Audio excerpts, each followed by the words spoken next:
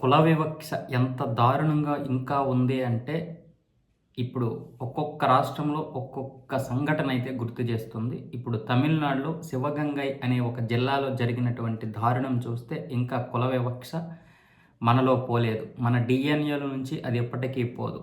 అయితే కుల వివక్ష అంత దారుణంగా వేళ్ళూనుకున్నది ఇప్పుడు విద్యార్థుల్లోనే.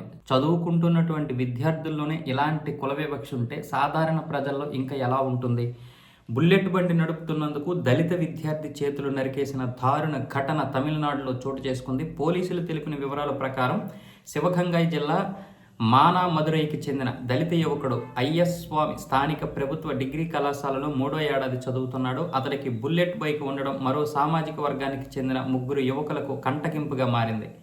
బుధవారం ఐఎస్ స్వామి తరగతులు ముగిసిన తర్వాత బండిపై ఇంటికి వెళ్తుండగా 3 విద్యార్థులు అడ్డుకొని షెడ్యూల్డ్ కులంలో పుట్టిన నువ్వు బుల్లెట్ ఎలా నడుపుతావంటూ 2 చేతులు నరికేశారు.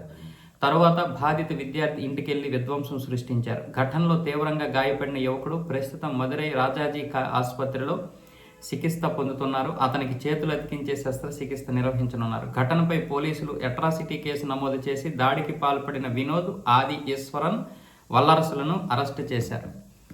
సో అతడికి కూడా చేతులు నరికేశారు కాబట్టి వీళ్ళకు కూడా చేతులు నరికేస్తే ఇలాంటివి న్యాయం జరుగుతుంది కాబట్టి మిగతా వారు ఈ 3కి ఎందుకు చేతులు నరికేశారు అనేది పెద్ద ఇష్యూ అవుతుంది కాబట్టి ఇలాంటివి మిగతా ఎవరూ కూడా చేయరు. దీనికి ఇదే సరైనటువంటి న్యాయం అని నేను అనుకుంటున్నాను. అది చట్టపరంగా కాకపోవచ్చు కానీ ఇలాంటివి జరగకుండా ఉండాలంటే మాత్రం ఇదే ఒకటే పరిష్కారం.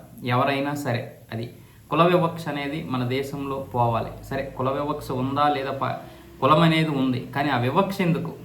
ఇంకా చదువు ఎక్కడైతే ఒక కుల వివక్షను పోగొడుతుందో అక్కడే ఆ ప్రదేశంలోనే ఇంకా కుల వివక్ష వేళ్ళూనుకుంది. విజయవాడలో కూడా R college, C college, C room, R room, లేదా R class, C class, N class అంటే నాయుడి class, Chowdary class, Reddy class ఇలా ఉంటాయి. అంటే ఎక్కడైతే పోవాలో అక్కడే వేళ్ళూనుకుని ఉంది.